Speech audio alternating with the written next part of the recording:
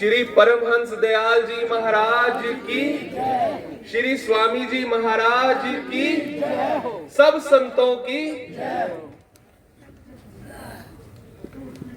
इतने बड़े महापुरुषों के पावन सानिध्य में मुझे पहली बार बोलने का मौका मिला है, इसलिए मैं आपका कोटि कोटि शुक्रिया अदा करता हूं।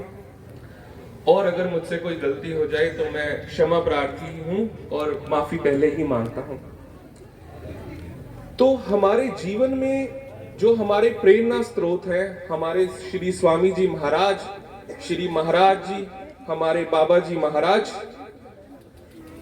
वहीं से प्रेरणा लेते हुए कुटिया में मैंने एक महात्मा जी से प्रेरणा ली कि मैं हनुमान चालीसा का पाठ करना शुरू किया। अब जो मेरा प्रोफेशन है, मैं एक इंजीनियर हूं, तो मुझे समझकर चीजों को करना ज्यादा अच्छा लगता है। हालांकि आध्यात्मिक जीवन में आप बिना समझे भी कर सकते हैं। हमारे स्वामी जी महाराज पे आपको कुछ गहन अध्ययन करने की जरूरत नहीं है, जस्ट आपको विश्वास के साथ 2 कदम आगे बढ़ाने हैं और स्वामी जी आपके आगे 10 कदम बढ़ाकर आपकी सारी मनोकामनाओं को पूरा करेंगे। बोलो श्री गुरु महाराज की जय। तो यहां से कुछ अध्ययन स्टार्ट किया, तो मैं हनुमान चालीसा के पहले दोहे की जो 2 पंक्तियां हैं वो मैं आपके सामने प्रस्तुत कर रहा हूं। श्री गुरु चरण सरोज रज, निज मन मुकुर सुधार, बरनौ रघुबर बिमल जस, जो दायक फलचार, सियावर राम जय जय राम, मेरे प्रभु राम जय सिया राम।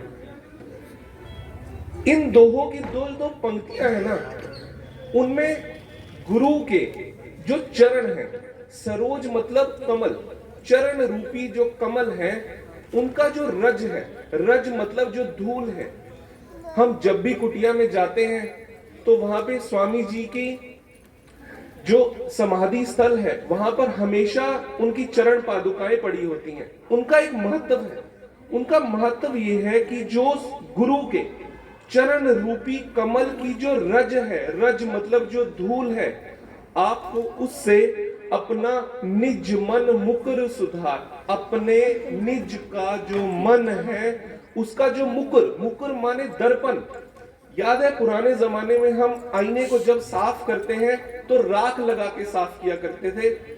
राख हालांकि अपने आप में गंदगी है, लेकिन राख से जब दर्पण साफ किया जाता है तो दर्पण कुछ अलग ही तरीके से चमकता है। उसी तरह आपको गुरु के चरण कमलों की रज से निज मन का मुकुर, मुकुर मतलब दर्पण जो है वो सुधारना है। बरनौ रघुबर बिमल जस। अब जो आगे तुलसीदास जी कहते हैं, जो अब मैं रघुवर के विमल यश का वर्णन करना चाहता हूं। अब वो यश अपने आप में इतना विमल है, इतना पवित्र है कि उसका वर्णन करने के लिए पहले आपको अपने निज मन का दर्पण भी साफ करना होगा। वो साफ कैसे होगा? वो साफ होगा गुरु के चरण कमल रूपी चरणों की रज से वह साफ होगा। जब आपने अपने निज मन को साफ कर लिया है, तब आप रघुवीर के विमल यश का वर्णन कर सकते हैं। इतना घोर अंधेरा इस माया रूपी संसार में छाया हुआ है कि जब कोई सत्संग सुनने भी आता है ना, तो कई बार मन में ख्याल उठता है कि मैं सत्संग सुनने जाऊं क्यों, मुझे वहां से मिलेगा क्या वहां। तो ये जो रघुवीर के विमल यश का वर्णन है, ये 4 फल देने वाला है। जो दायक फल 4, ये 4 फल क्या है?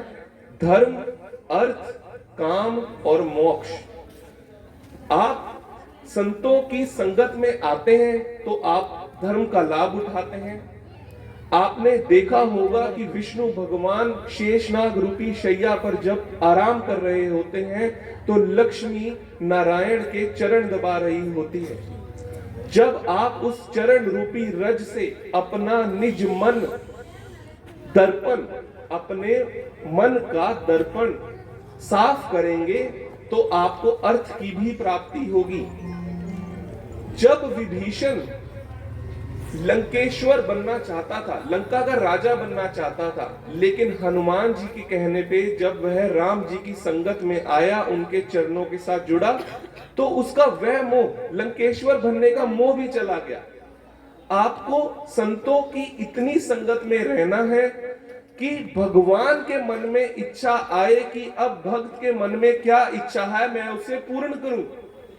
बोलो जयकारा श्री गुरु महाराज की जय। और यह तो सब जानते हैं कि राम के नाम से ही मोक्ष की प्राप्ति होनी है।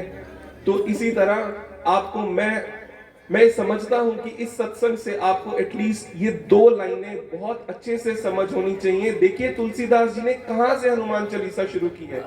गुरु के चरणों की रज से वह शुरू करते हैं। श्री गुरु चरण सरोज रज, निज मन मुकुर सुधार, बरनौ रघुबर बिमल जस, जो दायक फलचार, सियावर राम जय जय राम, मेरे प्रभु राम जय सिया राम। जब मैं छोटा था, राइट, जब मैं स्कूल जाया करता था, तो हिंदी की कक्षा में एक मुहावरा आता था, बहती गंगा में हाथ धोना। तब हिंदी के टीचर कहते थे कि इसका मतलब समझा के एक वाक्य से एग्जांपल भी दो। तो बहती गंगा में हाथ धोने का अर्थ मुझे तो 2022 में समझ आया, जब पिछले साल हमारी गली में से गंगा बहने लगी। बोलो श्री गुरु महाराज की जय। लाडवा की सारी संगत श्री स्वामी जी महाराज जी, बाबा जी महाराज की सदा ऋणी रहेगी कि उन्होंने इस कुटिया का उद्घाटन लास्ट ईयर लाडवा में किया। इस कुटिया के जो सेवक हैं, पावन बाई जी, रुचि दीदी, वो एक नारियल का कॉम्बिनेशन है, राइट। रुचि दीदी कभी हार्ड वर्जन यूज करते हैं तो पावन भाई जी अंदर से उतने ही सॉफ्ट है।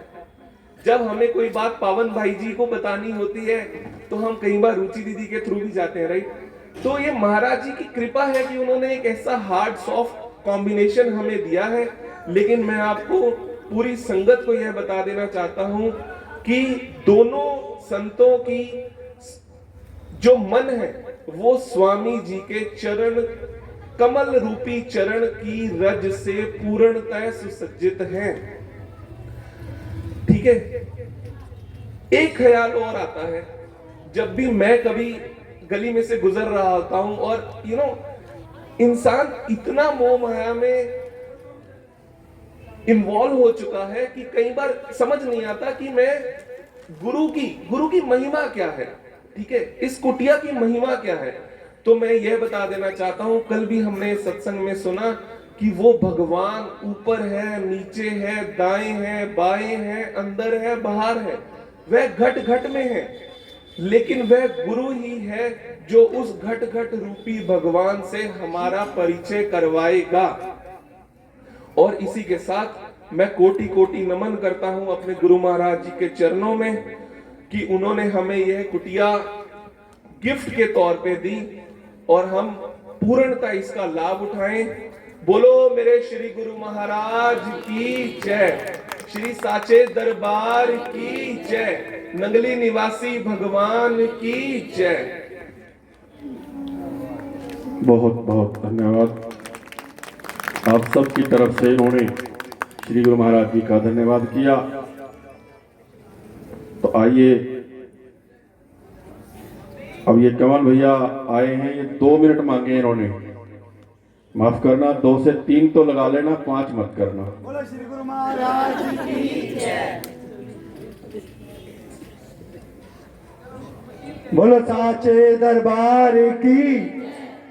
कहते ने सोने मुखड़े दी करा तारीफ किवें, सोने मुखड़े दी करा तारीफ किवें, मेरे शब्दां च इतना जोर नहीं, सारी दुनिया च जाप के लब लेना, मेरे सतगुरु वर्गा कोई होर नहीं।